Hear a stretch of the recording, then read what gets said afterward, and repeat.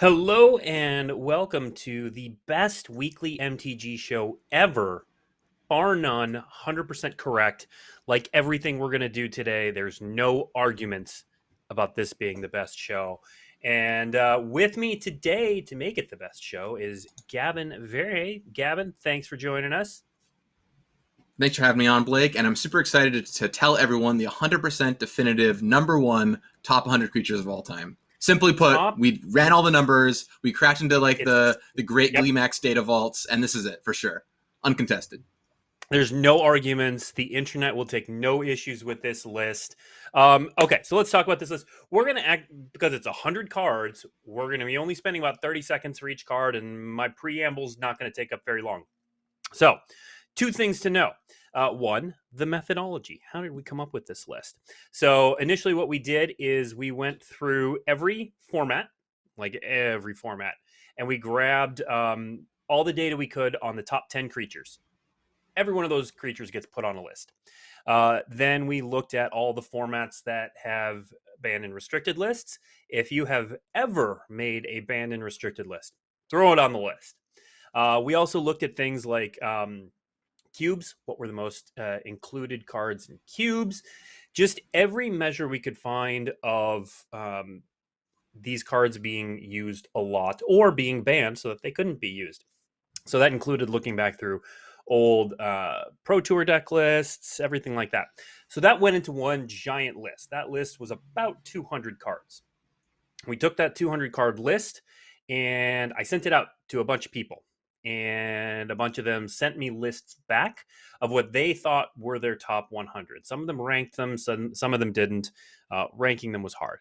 That leads to the second thing. We didn't rank these. The list we are presenting today is in alphabetical order. And, you know, Gavin, you actually talked a little bit about this when you and I were talking about this, about how you can't really compare a commander card to a modern card. And can you talk a little bit about why we didn't rank? Right.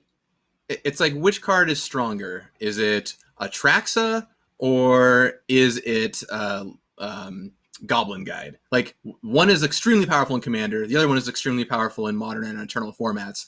They're incredibly different cards, and putting them on the same axis is really, really difficult. But they're both cards that were definitely in consideration for the list. Also, Blake and I would probably get into a very long yelling match if we tried to figure out the top 5 cards of all time, and we didn't want to do that to each other, you know, so we decided to just stick with top 100 alphabetical and let the internet do all the yelling for us. Yep. So what I did is then I took everyone who sent me a list. Thanks to everyone. I sent it out to some community managers, or community members, to some people internally. I put all the lists together, and I took off any creatures that were only mentioned once. Once I did that, everything that got multiple mentions got us to about 94 cards.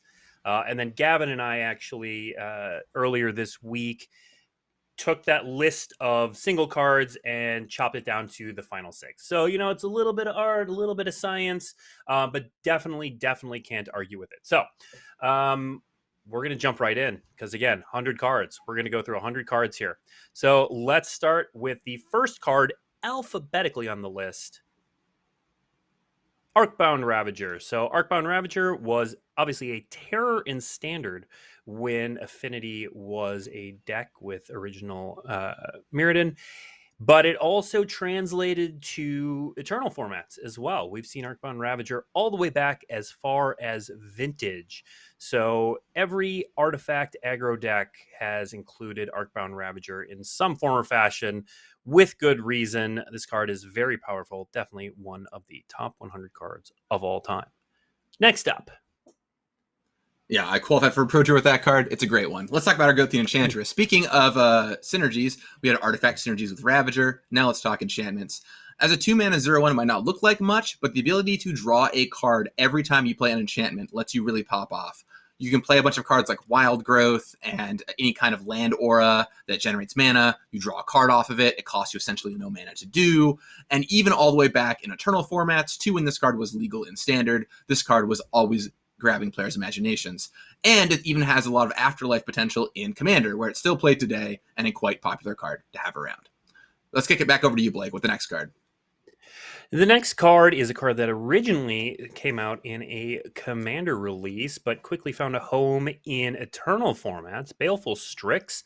The combination of flying, death touch, and coming into the battlefield and drawing a card was enough to make this an Eternal staple. You'll also notice it pitches to Force of Will, which meant that in matchups where Force of Will was important, but creatures were not, this was something easily pitchable. It always replaces itself.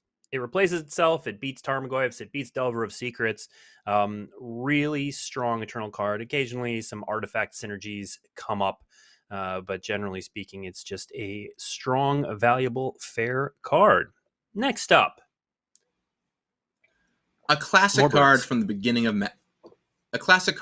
of Magic, Birds of Paradise. Few creatures are as iconic as this one. Some would argue one of the most top 100, not just cards of all time, but Magic cards of all time. Like not creatures, literally just cards. It is truly amazing. Bolt the Bird is a sentence that has been echoed since the beginning of Magic. For 1 mana, you get to accelerate. It adds mana to your mana pool of any color, fixing you, and it even flies, so it can carry equipment, which is quite nice. A fun fact about Bird of Paradise is the card was not in the original file for Alpha, but they got the art back for Tropical Island, and the artist had drawn a bird really close to the front of it. So they decided, let's make a new card for it, and Bird of Paradise was born. Back over to you, Blake.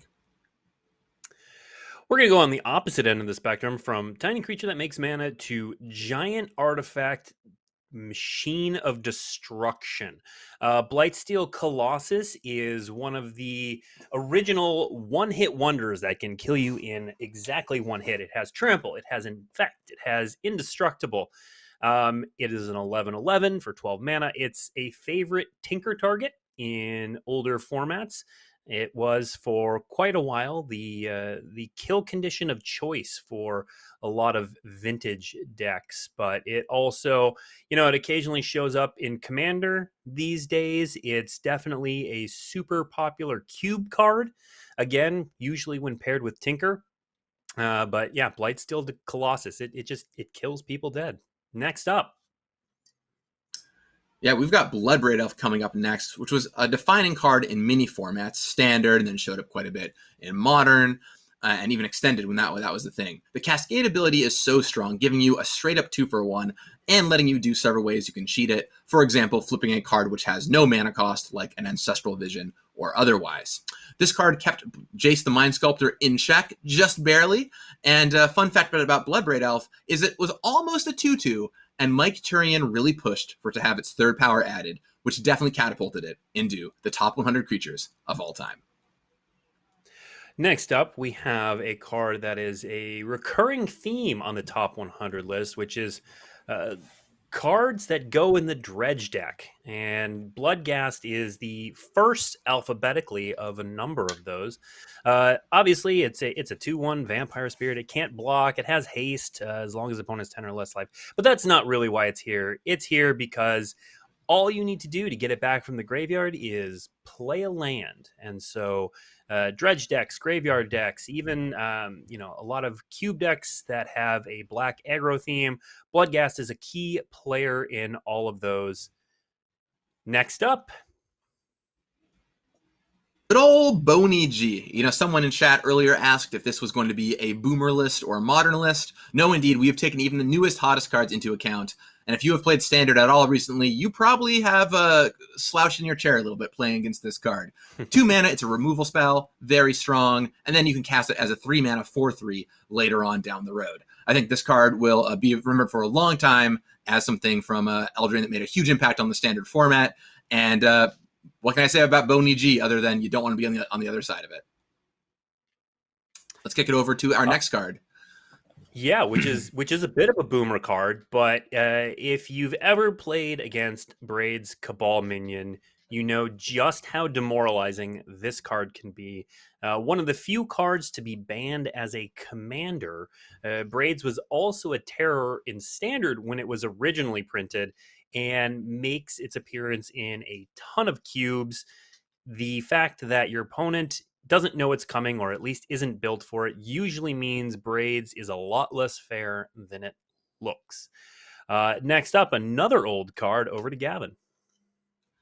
Yeah, now this is one of my favorite categories of cards on this entire list, which is the card that you look at and you don't understand why it's on the list. But the thing about Cephalid Illusionist you have to understand is if you target it over and over and over again, you will mill your entire library.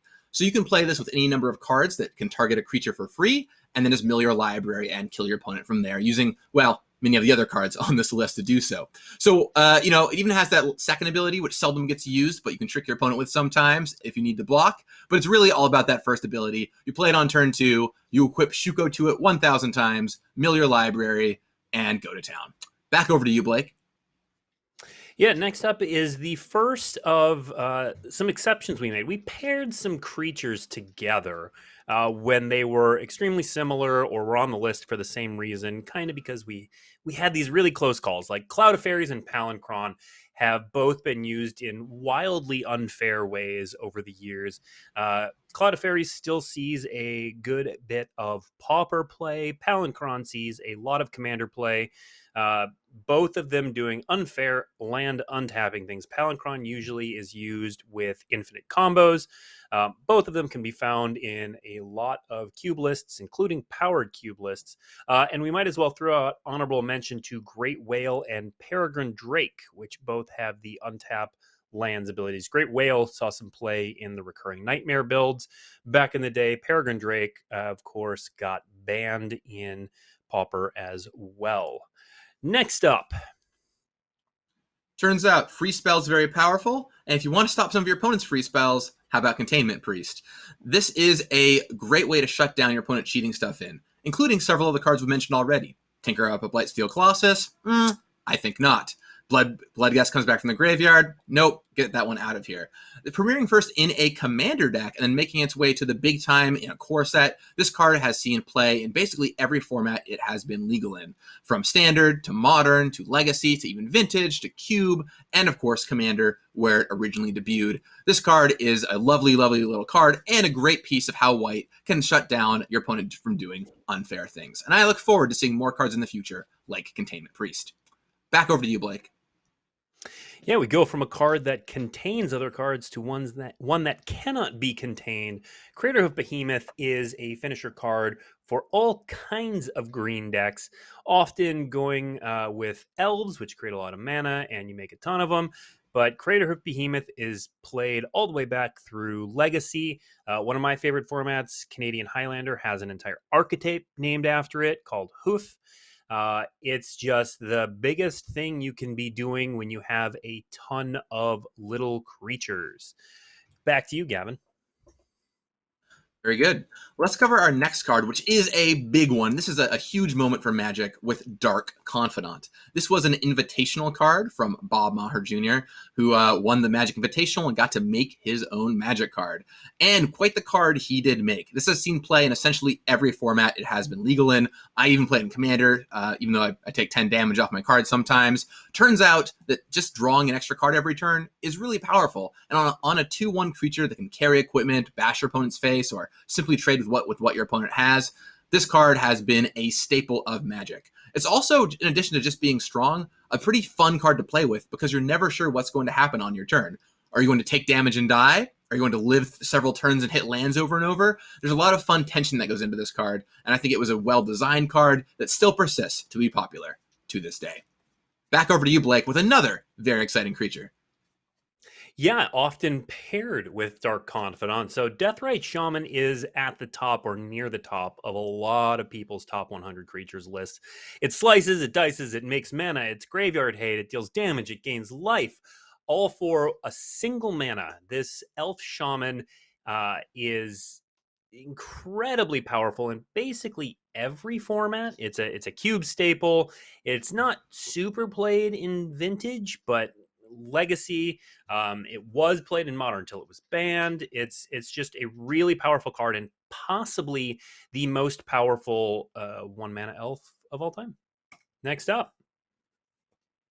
That one's my fault too. I was one of the people that worked on Deathrite Shaman, so although I made it at 2 mana, it was a little bit different. Let's talk about Death Shadow. This is a card that is in another interesting category of cards which did not get much play initially. In fact, it took an extremely long time for this card to be anything more than a rare that people just kind of threw aside. But finally, with the advent of Modern, with people dealing much of damage to themselves with their lands, Death's Shadow came into prominence. It's pretty easy to get this thing big pretty fast. You can create a huge creature by using things like fetch lands and shock lands to reduce your own life total, plus other ways to pay life as well, and then kill your opponent perhaps with a card like Temur Battle Rage. This card, as a 1-mana 6/6 or larger in some cases, has done some pretty good work. It's a hot card to own, and although you might have to squint a little bit when you look at it, it's pretty powerful too. Definitely a top 100 creature of all time. Kicking things back over to Blake with a very, very good 1-mana creature. Yeah, there are some creatures that have entire archetypes named after them, and Delver of the Secrets is near the top of that list. It leads a lot of legacy lists. It had a fantastic run in Standard. It's cheap. It works really well with a lot of blues cantrips that check out the top of the library. It can be a 1-mana 3/2 flyer attacking as early as turn 2, which is really hard to beat in tempo decks. So an entire generation of players grew up bashing people 4/3 with Insectile Aberration and Delver of Secrets. Next up, Dockside Extortionist is here. This is a 2-mana 1/2 creature, but don't be quite fooled. It makes a ton of mana. And when Blake and I were talking earlier about how you can compare commander cards against other cards, this is a great example to me, where this card doesn't really see much play in other formats, a little bit in Vintage, but man, in Commander, this is a powerhouse because it scales off of each of your opponents. You play it, you make 6 treasure, often more than that, cast some big spells, maybe you blink it. You can use infinite combos with this, or just simply generate a huge burst of mana and crush your opponents. Currently, a card that I get a lot of requests for to see more of out in the world, and we'll see what happens then in the future there. Kicking back over to you, Blake, with another red card. yeah, and this one is the newest addition to the list, Dragon's Rage Channeler, coming from Modern Horizons 2. And the reason it makes this list after only existing for a little bit is because in a lot of lists in older formats, it has actually managed to displace Delver of Secrets. And when people are setting aside their Delver of Secrets for Dragon's Rage Channeler, that's when you know it needs to be on the list. More proof that we, Gavin and I have been around for a while, but we recognize game when it's new, and we're willing to say so. Next up, yet another red card. Yeah, and also pretty new. Showing up in War of the Spark, we have Dread Horde Arcanist. Little 2-mana 1/3 that attacks and casts a free spell from your graveyard. Well, you can buff this up and cast a bigger spell out of your graveyard. That's what we always imagined. But it turns out you can also just cast things that cost 1 mana, like Ponder, Swords the Plowshares, Preordain, and Path to Exile. The list goes on with what you can hit with this card. And keep in mind, you can also target cards that have that null mana cost. So Ancestral Vision, Crashing Footfalls, and so on. This card has been a powerhouse, and while I didn't think we initially predicted this would have to get banned, it was a card that we definitely had to look at for power reasons quite often. It's a strong Magic card. We can kick it back over to Blake here with another card, which is maybe the weirdest card on this list.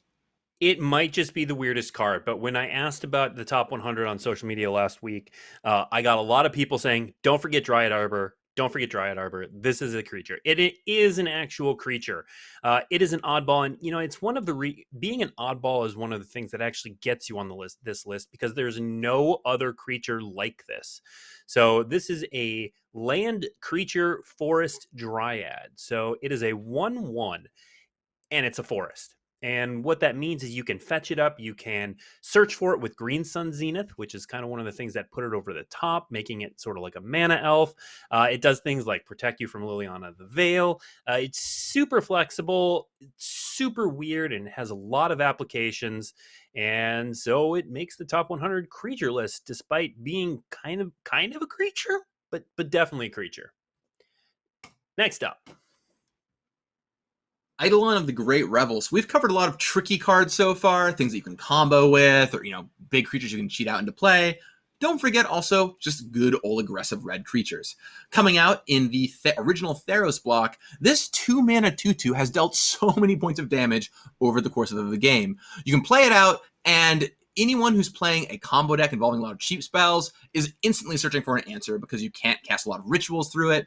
Anyone who is playing a cheap aggressive deck is going to take a bunch of damage from it. And when you're playing burn, even though a lot of your cards will hurt you too, it doesn't matter because your opponent is going to take a lot more damage from your other spells. And on top of it all, it just attacks for 2 to boot. What a powerful Magic card here. And it even triggers your enchantment synergies. Back over to you, Blake. I've died to that card so many times. Next up are, they're technically creatures. Well, this is another pairing of cards that do similar things. They say creature on the type line.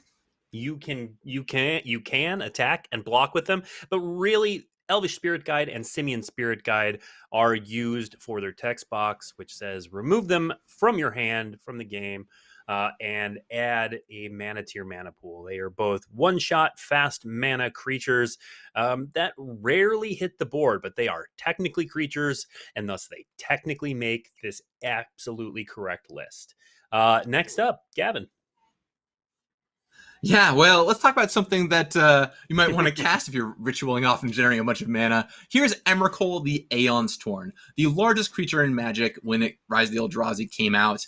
We wanted to make something huge at the time, and that's what we did exactly with Emerical. It's a 15 mana 15. It gives you another turn when you cast it. It can't be countered. It can't be touched. It blows up all of your opponent's stuff. And of course, you don't even have to cast it sometimes. You can just sneak it into play with Sneak Attack or Through the Breach. This card is helmed Modern decks. It's helmed Legacy decks. It's all play in Standard. Yeah, this card is totally bananas. And I think to this day is probably the large creature that strikes the most fear into people's hearts. But you know what? If things go too awry, don't worry. Just get 15 1/1 creatures with reach. You can block, no problem. Kick it back over to you, Blake, with another card that's a little similar to this one. It's a little similar. Remember, we're going in alphabetical order. So the next one is Emerical the Promise End. Emerical the Promise End shares a number of things in common with its predecessor. Most of them being that when you cast this card, the game is probably over. It has a built-in cost reduction, making it much cheaper than that 13 mana. It was cast a lot in Standard. It was a terror in Commander. It is a cube staple. Emerical the Promised End. For my money, it's on the lower end of the top 100, but it is definitely in the top 100. Next up, Gavin. Yeah, well, here's another brand new card coming in, Modern Horizons 2, Endurance. We did a cycle of these Evoke incarnations, one for each color. This won't be the last one you see on here. But there turns out pitch spells, very powerful. Harkening from the cards like Force of Will and many other pitch spells that have been strong in Magic's history. Interestingly, this one does something that seems pretty subtle. It just gets rid of someone's graveyard. But in formats where graveyard is such a powerful thing to have around, where you are using all these broken cards that utilize your graveyard, yep, getting rid of their graveyard is incredibly strong. Plus, it's just a 3 mana 3/4 flash reach to boot. So that is quite a powerful Magic card and quite worthy of the top 100 creatures of all time. Back over to you, Blake. Next up, we've got a card, again, banned as a commander. But Arrayo Soratami Ascendant is so much more than that. It was a lock piece in a number of decks. I think we saw this in the old extended format where people would try to flip it really quickly to put a soft lock on your opponents. Trying to beat Arrayo's Essence is functionally impossible. So, again, this is another, technically, it's a creature. Because nobody really wanted to play their 2 mana 1/1 Moonfolk Monk. What they really wanted was to flip it into the legendary enchantment Arrayo's Essence, and flip it they did, much to the chagrin of many people. Next up is another classic staple. I think Arrayo, by the way, is the only card exclusively banned in Two-Headed Giant, so there's a fun fact for you. Coming up next is Eternal Witness, debuting first in 5th Dawn and showing up many more times. This has been a staple across Standard, across Eternal formats. It's huge in Cube and huge in Commander. Just a 3 mana 2/1 with returning a card from your graveyard to your hand strapped onto it.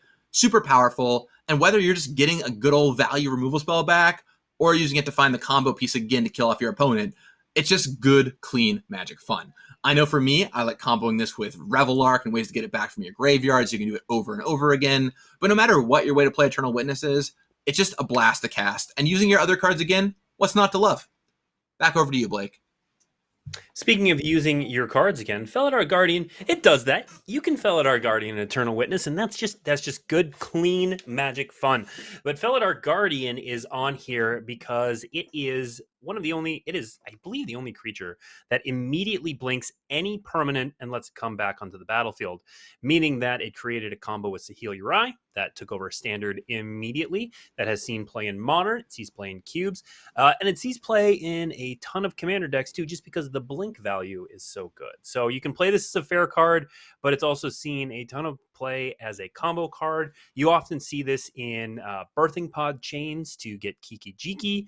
Felidar Guardian slices, it dices, it often kills you dead immediately. Next up. Well, speaking of killing you dead immediately, here's Goblin Guide, one of the best aggressive creatures ever printed. Single red mana, 2/2, haste, and kind of a downside, I don't know. Against the right player, I found that this is upside. Use telepathy their hand if they don't hit enough lands. This is a staple of every red deck, basically. Just all of them. If you're playing in Standard and it's legal, you're playing Goblin Guide. If you're playing Modern, you're probably playing Goblin Guide. If you're playing Legacy, you're probably playing Goblin Guide. Now, maybe some of the burn decks don't play it because you don't want any creatures, but other than that, you're basically jamming this and dealing a bunch of damage. Turn 1, attack you for 2. It blew my mind when I first saw it, and it still blows my mind now. Over to you, Blake. Yeah, we're going in alphabetical order, so we're going to stick with some goblins. Next up is Goblin Lackey, still seeing play in Legacy after all these years. Goblin Lackey is one of the best one-drops of all time, and there was a period where it might have been the best one-drop. There's an argument with Deathrite Shaman and some others at this point, but if you get to attack unabated with a Goblin Lackey in a dedicated Goblin deck, congratulations, you have probably won the game. Occasionally, when it's been legal, it has been paired with this next card, Gavin.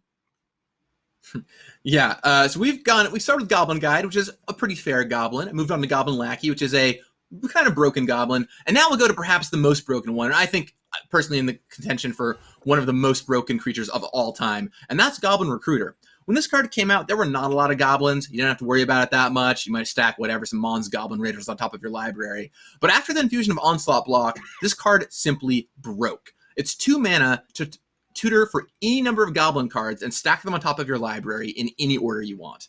In addition to being incredibly difficult to resolve, because you have to search your library for all these goblins and then stack them right, which is pretty nuts, you can just chain through them. You can find ways to get Skirk Prospector, and then give all yourself haste with War Chief, you play a Goblin Ringleader and draw more cards into your hand, and just kill off your opponent. This card is completely busted, and a lot of folks have never played with this because it is simply so broken. And even though it's just a simple uncommon, you do not want your opponent to play this against you. You'll probably lose the game immediately. Over to you, Blake. Yeah, Goblin Recruiter is, we'll talk about top 5 maybe later, but Goblin Recruiter was in my top 5 just because it did something no other creature does, and it does it in such a broken way. Goblin Welder, for a long time, was also a unique effect. We've printed some similar versions of Goblin Welder, but for a long time, Goblin Welder was the de facto way to swap artifacts in and out of your graveyard. A lot of time, it locked people out with Mindslaver. You would use it with things like Tanglewire. You could turn Moxen into giant robots. You could use Sundering Titan with this. So Goblin Welder has been putting artifacts in and out of graveyards for a very long time, and it's still the most efficient, most straightforward way to do that. Speaking of graveyards, Gavin. Yeah, let's talk about Golgari Grave Troll. This is quite a powerhouse. And once again, you look at this card and you're like, I don't know, doesn't seem that good. It's just a 5-mana creature with some counters, I guess. Well, the secret is you have to go down to the bottom of the card and read Dredge 6. Dredge is potentially, I think, in contention for top 2 most broken mechanics of all time, maybe top 3. You put it into your graveyard, you never want to cast it, you just dredge it and flip 6 cards into your graveyard over and over again, which powers up all of your graveyard shenanigans. This card powered dredge decks when it came out in Standard initially, in Legacy, Vintage, Modern, Commander to this day. The card is just clearly busted. And we don't really make cards with Dredge anymore, except for like Shenanigans in Modern Horizons 1, which had Dredge 1, because they are just so inherently powerful. Also, you know, the nice thing about Grave Troll is in a pinch, you can just cast it. I have Dread returned to this a non-zero number of times. In Standard, when Dredge was legal, I would play this in my Dredge decks and just kill my opponents with Grave Troll sometimes. It's totally a thing you can do. So in addition to being an amazing Dredge creature with the highest Dredge number in Magic of Dredge 6, it's just a really powerful Magic card. You could literally this card could read You Lose the Game on it, though, and it would still be one of the best creatures of all time. Because you just dredge it every single time. So, yeah, really powerful card here with Golgari Grave Troll. Next up, another cheaty face card. Nobody's casting this for 8 mana. Gristlebrand, 7/7, flying lifelink, pay 7 life, draw 7 cards. This is the de facto reanimation target, especially in Eternal formats. Very, very powerful. Drawing all the cards in old formats is exactly where you want to be. The built-in lifelink, of course, makes it even better. But when you're casting Show and Tell or Reanimate or Animate Dead, this is what you want to be hitting. Next up. I'm glad you gave me the banana boy himself with Tassiger the Golden Fang here as someone who helped design this card. Delve, incredibly powerful. They come down using cards like Golgari Grave Troll to fuel them, or just cracking fetch lands, playing cantrips like Ponder from your hand. They're creatures that can come down cheap and early. On the left, we see Gurmag Angler, a common, which has showed up a lot in formats like Pauper, and even all the way back into Eternal formats like Legacy, and a bit in Standard when it was legal. Pretty easy to turn this into a 2-mana 5/5 creature that just comes down for cheap while you leave all your mana up to do other nefarious things. On the other hand, Tassiger, same deal, except it's even 1 mana cheaper than Gurmag Angler, comes down, and with its activated ability, can let you draw cards back into your hand every single turn. And as you exile the bad cards from your graveyard when you cast it, your opponent is forced to give you better and better ones back as you use its effect. Notably, this is also a legendary creature, and I know quite a few number of people who also have this as their commander. So Tassiger, a really multi-format all-star here, bridging the gap between Standard, Modern, even Legacy, and Commander to boot. Quite a powerful Magic card, and it turns out Delve, really strong mechanic, becoming cheaper for cards in your graveyard, well, that's pretty easy to do. Kicking it over to you, Blake, with the next card, which is, I think, maybe my vote for best creature of all time. We'll see what you say about it. I have it near the top of my list as well, because Hermit Druid is, again, one of those cards that just does something fundamentally different than any other Magic card, which is if you build your deck correctly, you just activate it and put your entire library in your graveyard, which of course can lead to all kinds of shenanigans. It's incredibly busted. It's been banned in older formats. It's just not a fair card in any world. You're not using this to just go get extra basic lands. Like, that's not how this card works. You use it to flip your graveyard. Next up, speaking of graveyards, yeah, you're definitely noticing a theme on this list of stuff that is broken in the graveyard. We've making a lot of them over the years, and this one is more recent than others with Hogak Arisen Necropolis, which of course had to get the banhammer in Modern, coming out of Modern Horizons 1. You can't cast mana to cast it? No problem. You cast it from your graveyard, you convoke it, you delve it, it comes down for free, you sacrifice it to your Altar of Dementia, whatever it is you got to do. It's pretty easy to slam this thing down early. The fact that you could mill yourself very quickly with cards like Stitcher's Supplier, and then cast this super fast was a huge problem on its own. And when you combine it with other cards, it became even more problematic, showing us once again that messing around with free cards in the graveyard, bad decision. Over to you, Blake.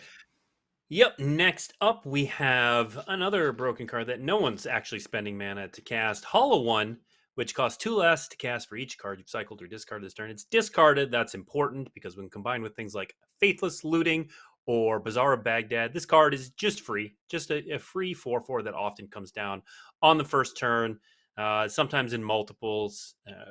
Just, free 4/4s. Might as well. 4/4s for everyone. Next up.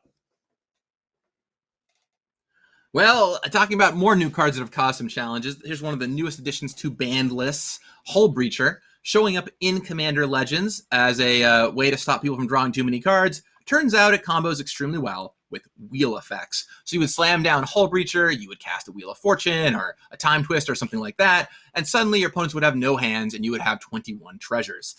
This card was extremely strong and oppressive in Commander, and the Commander Rules Committee ended up giving it the boot. Sorry, little merfolk pirate, your time has come. Over to you, Blake. All right, we're about 40 cards in, so I'm just going to move through this one pretty fast because Icefang Quaddle is our next card, and it's just green, slightly have to jump through hoops, Baleful Strix. We know it's a powerful card. Flash just ups it. The snow synergies add a little bit to it, but otherwise, it's Baleful Strix. Next up. Yeah, well, here's another card that's banned in Commander with Iona, Shield of Emeria. Strong in Commander, shut your opponents down from playing cards of their color, but also a popular reanimation target and card to cheat out in Constructed as well. If your opponent is playing a monocolored deck, you play Iona, perhaps you dread return it into play, and your opponent just loses. They can't cast spells anymore, so unless they have a board presence, that's the game. There's always a bit of fun play when you play this card and your opponent is 2 colors. You wonder which color you could name, but a lot of the time, it just doesn't matter. They're just going to lose. Back over to you, Blake. Yep, other end of the spectrum, a tiny creature that never is going to attack. Jace Vryn's Prodigy has seen play all the way back to Vintage, flipping into a powerful planeswalker that lets you reuse instants and sorceries from your graveyard. It's also just a Merfolk Looter, which is a strong card. So, yeah, Jace Vryn's Prodigy dominated Standard when it was around and then has seen play all the way back to Vintage. Next up. Here is a card that I have always loved. It is a fan favorite, and that is Kiki Jiki Mirror Breaker. Aside from just being fun to say, it's really fun to play with because you get to copy creatures. And you can play it fairly. You can get cool enters the battlefield effects from, I don't know, Muldrifter, we'll just say. Or if you want to go infinite, of course, you can target a Pestermite, you can target a Deceiver Exarch, a Village Bell Ringer, or any number of other cards. Back in the day in Kamigawa block, I used this with Root Runner to put all my opponent's lands on top of their library, but that's a discussion for another day. Always been a blast. Back over to you, Blake. Yeah, the next card is, we've had a lot of broken cards. Knight of the Reliquary is one of the more fair cards on this list. But the fact that it, 1, gets bigger with fetch lands, 2, sacrifices any forest or plane, so that includes your dual lands, and 3, can search for any land in your library with its ability, means that it's incredibly flexible and incredibly powerful and has seen play across a multitude of formats. Next up, Gavin. Oof, this is one that I almost cringe just looking at because of all the bad playing against this card. Powerhouse in not just Commander but Legacy. Had to get the ban in Commander. This card is just brutal. It's a Hull Breacher that can be your Commander. You shut off your opponents from drawing more than one card each turn. And then if they want to target your stuff, well, how about you draw a card for the honor? A completely brutal card to play against. And, I'm happy I don't have to play against it very much anymore. Back over to you. Yeah, and one of the reasons you don't want to play against it is because it often came out on turn 2, thanks to one of these cards. So we combined all of the good 1 mana elves, besides Deathrite Shaman, who's its own special little flower. But Llanowar, Fainhorn Elves, Elvish Mystic, and then, their cousins, Avacyn's Pilgrim, Arbor Elf, Elves of the Deep Shadow, who are slightly different, but basically the same thing. Llanowar Elves is, of course, the OG, and so that one gets front and center, but basically they're all the same card. So 1 mana Elves, here's your spot on the list. Next up. Here's Lodestone Golem, which did not make a huge splash initially, but eventually showed up in a few places, but mainly Vintage. You would not expect this to be a Vintage card, but off of Mishra's Workshop, perhaps you go Mox, Mishra's Workshop, Lodestone Golem. Pretty easy to lock your opponent out of the game and kill them before they can even get their engines rolling, which caused it to eventually get restricted in that format. Plus, it also is a great way to help shut down combo decks if your opponent is trying to do that, but mostly, turn 1 Lodestone Golem, bad news for your opponent. That's the math equation I'm going to talk about. Blake, tell us what's next. Next up is another recent addition to the list, Lurrus of the Dream Den, a card that has seen play across literally every format. And even after we changed the companion rule to make it less powerful, Lurrus has continued to see play in a number of formats. The recursion every turn is incredibly powerful. It's a low enough deck building cost that people are just going to play it anywhere they can and often bending their decks to do so. Next up. Yeah, well, we talked about one invitational card already with Dark Confidant. Let's go to another with Meddling Mage. Showing up in Planeshift, this was the invitational card of Chris Bakula, and it has seen a lot of play. And what I love about this, especially as a spiky player myself, is the finesse that happens when you play this card. You have to figure out what you should name with it. And especially if you don't even know your opponent's archetype, if it's turn 2, there are so many interesting things that can happen with this card. I think it is a brilliant design. It has forever been kind of canonicized in Magic history as a really crucial piece of the game. And to this day, I always enjoy playing with this card and trying to figure out what to name. Blake, talk about the next card on the list, which this card's trying to stop broken things. Your card is trying to enable some broken things. It's just doing broken things. So actually, Meddling Mage was the 50th card we had talked about. We're going to try to go a little bit faster over the last part of the show. So Metalworker makes a ton of mana. It is super busted in artifact decks, which there are a ton of in older formats. It can make 10, 14 mana, depending on what's going on, and it only costs 3 mana, so it can do it early. Next up. Hey, I made this card. It's Monastery Mentor. The idea here is simple. It's Young Pyromancer, but the tokens also have prowess. Turns out Young Pyromancer is good, and so is Monastery Mentor. Pretty cool card, and I know a lot of folks have enjoyed playing with this. Fun fact, you can combo kill your opponents by using Sensei's Divining Top to put it on top of your library. You chain tops, make tokens, pump all your tokens. Yeah, that was a pretty powerful little while in Legacy. Good times. Blake, what do we have next? Good times. This card has killed me maybe more than any other card on the list. Monastery Swiftspear, a premier hasty red 1-drop that can get absolutely huge with enough cheap spells and often does. And next we have another 1-drop. Yeah, good old Mother of Runes. Absolutely fantastic card here. A 1-mana 1/1 that if you untap with it will make your opponent grimace as they try and remove your creatures and are completely unable to do so. Making all your stuff have protection from your opponent's creatures lets you attack through them, protect them from removal spells. Just one of the best white 1-drops ever printed, and always begs the question, is it the Mother of Runes casting the effect or the little weird fairy in the bottom left-hand corner? You can never be too sure on this one. Back over to you, Blake. Yep. Narc Amoeba is the next one on our list of creatures that have to do with milling yourself. So Narc Amoeba has been used across a bunch of formats, never in any kind of fair way. No one's casting this for 2 mana. It jumps out of your library. It's free sacrifice, fodder, blocker, attacker. It does it all. Next, we have a duo that some people in chat were asking about. Yeah, we've covered 1-mana mana elves already so far, so I feel pretty good about saying 1-mana mana accelerant, good. Exalted Pump Your Creature, better.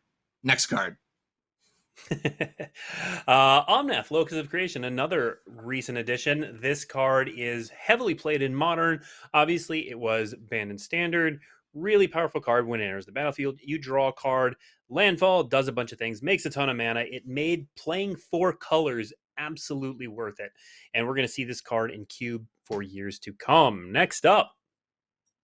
Love this card, Oracle of Muldiar. Players clamored for a reprint for ages. It showed up finally again in Jumpstart. 4-mana 2/2. It's just a blast to play with. You get to play lands off the top of your library. You shuffle effects to get more. Staple in Commander. Great in Standard when it showed up at the time. And just really a delightful Magic card to play with. Back over to you with the next one, which costs 0 mana. What's up with this? Well, that's the whole deal here. It costs 0 mana and it can attack and block. And we saw Arcbound Ravager earlier on the list. These cards were almost always paired with Arcbound Ravager, getting 0-cost creatures that can help your affinity count, that can take counters from Arcbound Ravager or be sacrificed to it to attack and block. They turn on Metalcraft, they slice, they dice, they do it all for 0 mana. Next up is another artifact creature. Yeah, here's Painter's Servant, which makes everything the same color, which doesn't sound very good until you realize how many cards key off of color. With Grindstone, this is a way to mill your opponent's entire library. Grindstone mills them until they don't mill 2 cards that share a color together. Well, Painter's Servant makes sure that all their cards are the same color. Play it with Iona to lock your opponent out of casting spells ever, or just play it fairly, in quotes, and pyroblast all of your opponent's permanents. Whatever you want to do, Painter's Servant has you covered if it involves color. Blake, kick it off with the next card here. Palace Jailer is an eternal staple in white decks. It's like a lot of other creatures like Fiend Hunter, and that when it comes into play, you get to exile a creature an opponent controls. Pretty simple, but with two key differences. One, you become the monarch. Who says white can't draw cards? Palace Jailer gives you a personal Howling Mind that in eternal formats you often keep. Additionally, the card stays exiled until you are no longer the monarch. So killing Palace Jailer doesn't do anything. You have to steal the monarchy back. Very powerful card that has seen play across a ton of formats. Next up. Hey, you know all these other creatures that are really good? What if you just had one for 2 mana? Well, that's what Phantasmal Image does. You play it for 2 mana, you cast it, you copy whatever the best creature on the battlefield is. You get its enters the battlefield effect, you get their huge creature, you get your own Emerical, whatever the thing is that you want. Phantasmal Image has it covered. And clones can be incredibly powerful in many formats. This saw play from Standard all the way to Commander now. And still a card that I enjoy playing with today. Yeah, so all the... Oh, I think we skipped one, but that's okay. Next up is Phyrexian Revoker. So Phyrexian Revoker is kind of Pithing Needle on a stick. And so this has seen play in older formats, shutting down Planeswalkers, shutting down activated abilities, and still attacking, and again, taking counters from Arcbound Ravager. Next up. Here we go, Phyrexian Metamorph. Speaking of clones, well, how about you could clone not only any creature on the board, but also the best artifact on the board. Guilty of becoming swords or signets or whatever the best thing on the board is to copy, Phyrexian Metamorph gets the job done. Showing up a new Phyrexia with the Phyrexian mana mechanic, it also allows you to go in any deck. So color, yeah, we don't care about color here. We just get to be whatever we want these days. Over to you, Blake. Yeah, our next card demonstrates that sometimes when you take the best anti-tribal card around you and slap it on a creature, sometimes you get one of the most powerful creatures of all time. So the Plague Engineer, the play on Engineered Plague, definitely shuts down opposing creatures, especially smaller strategies, and especially when they all have the same creature type. Next up. We're at about card 66, and that means it's time for Prime Time. 6 mana, 6/6 that gets you any 2 lands out of your deck. Not only had to get banned in Commander, but has been a force in Standard, Extended, Modern. Great at getting things like Valakut, doing things like Amuleting your opponent, literally a deck named after it called Amulet Titan. This is part of the Titan cycle, and probably the most powerful, most memorable one of them all. Turns out getting any 2 lands and not just basics, pretty strong to do. Blake, take it away with our next card. Hey, look, it's another card that comes out of the graveyard for free.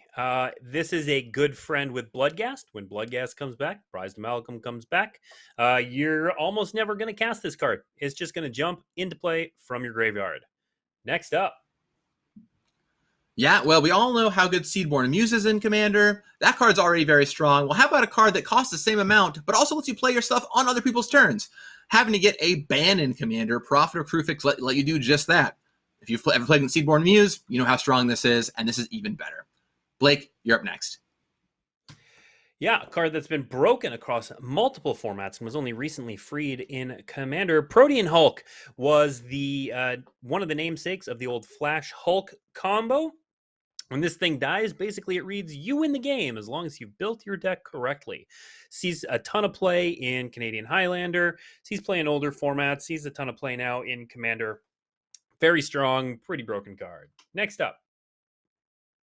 Seeing play in every format it's legal in, and my Twitter inbox constantly, we have Ragavan, Nimble Pilferer.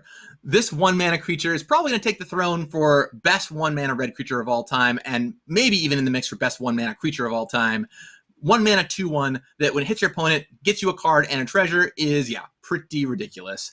This Modern Horizons 2 card has been hot ever since it released and has no sign of slowing down. Blake, tell us our next card. Here's some cards that I guess you could go get Ragavan, but really that's not what you're doing. So Recruiter of the Guard and Imperial Recruiter are 2 similar cards that let you search for smaller creatures in your library. Now, these cards are rarely used fairly. Imperial Recruiter, for example, will often go get Kiki Jiki, which then copies Imperial Recruiter to go get one of the many Kiki Jiki combos. So both of these cards search up other powerful cards and then probably kill your opponent. Next up. And if I want to use those again, well, how about good old Restoration Angel? Lets me reuse any of my Enter the Battlefield effects. Very strong. And speaking of Kiki Jiki, also lets you copy with Kiki Jiki. Hey, these cards go in a deck together. That's what a lot of folks have thought too, and they've built many combo decks that involve Restoration Angel and Kiki Jiki over and over. Well, also you can just play it in Commander or other formats to flicker things like Thragtusk or whatever your favorite Enters the Battlefield effect on the table is. A fan favorite from Avacyn Restored, to be sure. Blake, tell us about our next Blinky favorite card here. Yeah, we're just, we're blinking, we're copying things with Kiki Jiki. That whole universe is like its own section of the top 100. Revelark is one of my favorite cards of all time. It helmed a standard deck that was, were it not for fairies, would probably have been one of the more dominant standard decks of all time. It's a commander favorite, a cube favorite. It does a lot of different things, including bringing back Muldrifter and comboing with Kiki Jiki. Next up, Yeah, how much mana can a 2-mana creature make? Turns out the answer is a lot. Getting a ban in Commander, Raphalos is a 2-mana 2/1 that taps to give you a mana for every forest you have, which, as you can imagine, in a green deck is quite a lot of mana. I don't think I need to explain this one very much. It's pretty self-explanatory. It makes a lot of mana for 2 mana. It's bananas. Go back over to yourself, Blake. Tell us what's next. This card also for 2 mana makes some extra mana. Not nearly as much as Raphalos, but Sakura Tribe Elder existed back when damage went on the stack, which was a bonus. But also, it's just rampant growth on a creature, which allows you to do a ton of different things. On the fair end of the spectrum, you can Revelark this back. But this is a commander staple and one of the better land ramp creatures of all time. Onto another 2 mana green creature. Yeah, showing up first in the commander decks and finally making an appearance in standard, we have Scavenging Ooze. This is a pretty innocuous card, but as a 2-mana 2/2, it can deal with graveyards, shutting off all the, 40 cards on this list that come back from your graveyard, while also growing itself in the process. It has been a player in many different formats, and this is one of my favorites because it's just a very fair Magic card and likes to make sure fair Magic is played and is a strong card, and that is a great spot to be in. So hats off to you for fighting the good fight, Scavenging Ooze. Over to you, Blake. Yep, another new addition to this list. Skyclave Apparition has immediately made its impact felt on multiple formats. Simply put, one of the best white creatures of all time. Skyclave Apparition. Next up. Turns out invitational cards are powerful, and Tiago Chan's invitational card, Snapcaster Mage, is snapping onto this list. A very, very popular card, played all the way back in basically every format it has ever been legal in. This lets you reuse whatever the best instant or sorcery in your graveyard is. And then if you get your Snapcaster Mage back somehow, yeah, you get to do it again. Not to mention, it's just a 2-mana 2/1 flash creature. Do not underestimate the ability to just attack and block with this thing, too. Super powerhouse card. It has been the face of a Magic set. Snapcaster Mage, you're great. And little plug, it's from Innistrad originally, so gets me in the mood to think about a return to Innistrad coming up soon with Innistrad Midnight Hunt. For our next card, it turns out invitational cards still good. Solemn Simulacrum from Jens Thorin. It is maybe the quintessential commander creature that can go in every deck. It had its reign in standard as well, but let's be honest, it's on this list because of commander. Next up. Well, I mentioned earlier you might see some more of these pitch cards that came out in Modern Horizons 2. Well, here are 2 more of them with Solitude and Fury. Grouped together because they both kill stuff off for pitching a card from your hand. Turns out doing that for free is pretty powerful. The strong part of these cards, though, is not just that they're pitch removal spells, which is already really strong, but that you can just play them as creatures and they're still powerful too. If the game goes along, you play a 5-mana 3/2 that gets rid of your opponent's creatures, or a 5-mana 3/3 double striker that deals 4 damage divided as you choose among your opponent's creatures. Quite powerful, and some of the headliners from Modern Horizons 2. Yeah, next up is a classic. This is one of the best fair creatures of all time, if you want to talk about it that way. Sure, it cheats stuff into play, but you're still attacking and blocking and not comboing people off or killing them immediately. But Stoneforge Mystic has made its presence felt all the way back to Legacy, where it has, again, an archetype named after it. And that's what makes it so powerful. Next up. 5-mana 3/4 Swamp Walk, you can ignore that part of this card. The exciting part is the cycling pay to life. A creature that cycles away for free lets you do things like trigger your dredge cards, get cards into your graveyard for Living End, and do all other kinds of busted shenanigans. Thanks Future Sight for another weird Magic card that made the top 100 creatures of all time list. Blake, you're up next. Yeah, this was one of the last 6 cards that we actually brought in, but I believe it deserves its spot on this list because Sundering Titan, at one time, it was a favorite Tinker target. At other times, a Goblin Welder target. It certainly terrorized Commander while it was legal. It no longer is because it just destroyed so many lands. Really, really powerful card. The fact that it's an artifact makes it pretty abusable. And you know what? When this card came down, everybody stopped playing Magic. Next up. Speaking of more weird Future Sight cards, here's Tarmogoyf, the first Magic card to hint at Planeswalkers and Tribal, debuting in Future Sight. This card has gone on to see play all over the place in Standard, Modern, Legacy, all the way down. It gets really big, really fast. If you've been playing Magic in the past 10 years, you've probably heard of Tarmogoyf. It is a powerhouse. Not quite as strong today as it used to be, but still gets the job done. And like other cards like Scavenging Ooze, fights the good fight with some clean, fair magic. Speaking of clean, fair magic, nobody's playing busted things when Thalia, Guardian of Thraben is around. One of the best white creatures of all time. This card basically makes all of the Death and Taxes archetypes work. Another card from Innistrad, as we head back to Innistrad. Thalia is a character we've known and loved because this incarnation of her creature is one of the most played creatures of all time. Next up. What if you just won the game for 2 mana? Well, that's what Thassa's Oracle can do when you build your deck properly. Whether exiling your deck to some kind of combo, or just going late in the game and casting this, or even getting enough devotion to blue, this card does the trick. Seeing play recently in all kinds of Flash Hulk decks, where you would put this into play after your deck was removed. This card is extremely powerful, sees a lot of play in formats like Commander, sees play in Eternal formats, was a combo card in Pioneer, and brand new Theros Beyond Death card making the list here. Blake, you're up next. Yeah, so the section of Eldrazi that we've missed until now are sort of the mid-range ones that dominated a Pro Tour alongside the lands that helped cast them early. Thought-Knot Seer is a cheap, disruptive, colorless creature that has all the bonuses that come from being an Eldrazi, and definitely one of the most powerful, disruptive creatures of all time. Next. 1 mana, 1/2 that gives you a clue does not seem like it would make this list, but it really has. It has shown up and done some really, really incredible stuff. Hats off to Thraben Inspector, or hats on as they might prefer it in the artwork. This card is a fantastic 1-drop and one of my favorites to play with. Next up, True Name Nemesis says, your opponent cannot interact with me. Sure, there are some ways to do it, but realistically, this card is unblockable, unkillable, just marching towards your opponent's death, and it just happens to be a merfolk as well, which is a relevant creature type. Next up. We've seen some Eldrazi on here. It was not the only Eldrazi we would see. Here's Ulamog, the Ceaseless Hunger, coming in battle for Zendikar as the face of that set. It's a 10 mana way to exile 2 permanents and then put your opponent on a pretty quick clock by kicking out their top 20 cards every time it attacks. Truly a Ceaseless Hunger. You cannot stop this once it starts starts attacking you. Uro Titan of Nature's Wrath has come to us recently and has been banned in multiple formats. It ramps, it draws cards, it gains life, it kills people quickly. It turned out when you're putting lands into play, drawing cards, and gaining life, you don't really need much else. Next up. Perhaps the most well-known name for people who've been playing Magic for a long time. Urza finally showed up in Modern Horizons 1, and his card, long awaited, made the splash that was demanded, showing up in many formats, creating his own degenerate modern deck, and being one of the most feared commanders to play against. Yeah, I would say that even this many years later, Urza still carries his name well.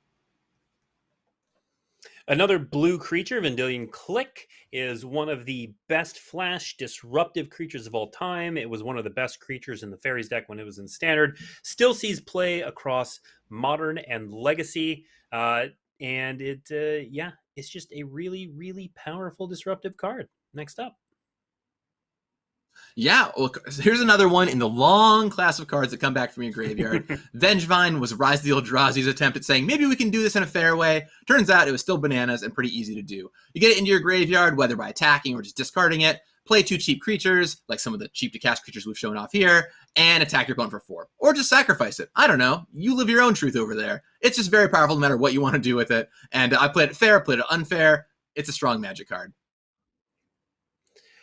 Walking Ballista terrorized Standard for all of its fair uses. It was just a good card to cast with mana and use the counters to deal damage. But it turns out when you combine it with Heliod and give it lifelink, your opponent's just dead. So being a generally fair and powerful card, as well as having game-ending combos, is a recipe for success. It is yet another card that looks really, really good with Arcbound Ravager. Next up. Yeah, well, this is a pretty innocent looking card, but has fueled a lot of the elf decks over the years, all the way from elf balls that showed up in Berlin to many other decks that have come out. It lets you return things to your hand like Elvish Visionary, Heritage Druid, lets you reuse your elves over and over again, draw an additional card off Glimpse of Nature, or just make sure you can block. An innocuous little insect, but definitely a powerful one. Blake, go on to the next card. Next up, Wormcoil Engine. This card has killed many, saved much life. It's a commander staple. It was amazing in standard at the time. It occasionally sees play in older formats that have larger artifact bases. It sees play in Tron. It is the quintessential mid-range creature. Next up. Yeah, well, we've talked about a bunch of broken mechanics here, but you could definitely make an argument Companion ends up being the most broken mechanic, considering we had to errata the entire thing. 5 mana, 4/5 Yorion that comes into play and flickers out a bunch of stuff is incredibly strong and still sees play even post Companion errata, which definitely goes to some of the testament of its power. Even seeing play in Legacy right now to flicker out a bunch of your own creatures in decks like Death and Taxes. Go ahead, Blake, with your last card. Second to last card on the list is a card we've mentioned several times, Young Pyromancer, often mentioned as part of the Uber cycle of incredibly powerful 2-drop creatures. Young Pyromancer has seen play across formats, made a ton of 1/1 red elemental creature tokens, and still has a place in older formats today. The last card, Gavin. Well, how about one more Companion to round it out? Well, we said a lot about Companion already. I don't know how much more I need to say. Turns out, when you need to make it work, it is quite strong. The thing here that is worth noting, though, is not only is it a strong Companion, but it's also just a strong combo card. You can play this with all kinds of cards that were reducing the cost will allow you to do infinite style things, whether a Basalt Monolith or a Grim Monolith or whatever else is out there. Zerta the Dawnwaker gets the job done. And then we have I think we did it. Yeah, we did it. We did. We're barely over time. Wow. We do have 2 honorable mention lists. We saw a lot of people naming cards here. There were a ton of cards that we wanted to include, so we jammed them in 2 honorable mention lists. One is just straight up honorable mentions, and one is sort of a historical look. So honorable mentions of cards we discussed but didn't quite make it. So Auriok Champion, Balustrade Spy, Undercity Informer, Baral, Basking Rwala, Blood Artist, Collector Oath, Consecrated Sphinx, Deceiver Exarch, Elish Norn, Emery, Flickerwisp, Gaddock, Gilded Goose, Golos, Inferno Titan, Inkwell Leviathan, Karmic Guide, Kethis, Lavinia, Magus of the Moon, Muldrifter, Muxus, Opposition Agent, Priest of Titanium, Progenitus, Reflector Mage, Seedborn Muse, Shardless Agent, Siege Rhino, Spellseeker, Squee, Trinket Mage, Visceracia, Carrion Feeder, Wild Nacatl, Yawgmoth, Thran Physician, and Eureka the Tiger's Shadow. We're all just on the outside looking in. And then for the other honorable mentions list, this is the historic honorable mentions list. Gavin, why don't you take this one? Yeah, these are cards that, this is the boomer top list, maybe, where some of these cards were big back in the day, but not so much now. We've got Ali from Cairo, Black Knight, Urnam Jin, Flame Tongue Kavu, Force of Nature, Genesis, Hypnotic Spectre, Jackal Pup, Juggernaut, Juzam Jin, Kurdape, Lin Civi Defiant Hero, Lord of the Pit, Mahamodi Jin, Masticore, Maloku the Clouded Mirror, Morphling, Phyrexian Negator, Psychotog, Royal Assassin, Savannah Lions, Sengir Vampire, Serendib Afreet, Sarah Angel, Shivan Dragon, Tradewind Rider, Triskelion, Wall of Blossoms, Wall of Omens, and, of course, White Knight. Wow, yeah, we actually did that. 100 cards plus honorable mentions in just over an hour, but you know what? I'm proud of us, especially since you can't possibly argue with this list. But you know what? If you want to argue with this list, you can find Gavin and I both on Twitter pretty easily. We're everywhere. But you know what? If you're watching this on YouTube after it's gone live, feel free to put stuff in the comment section. What did we miss?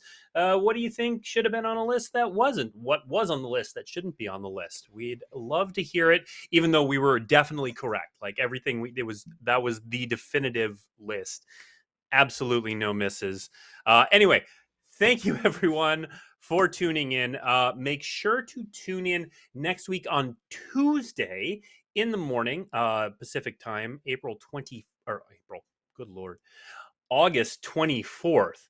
That is Magic Showcase 2021, where we are going to be talking about all the stuff Magic has coming up. You are not going to want to miss this because we are going to share information about everything coming up.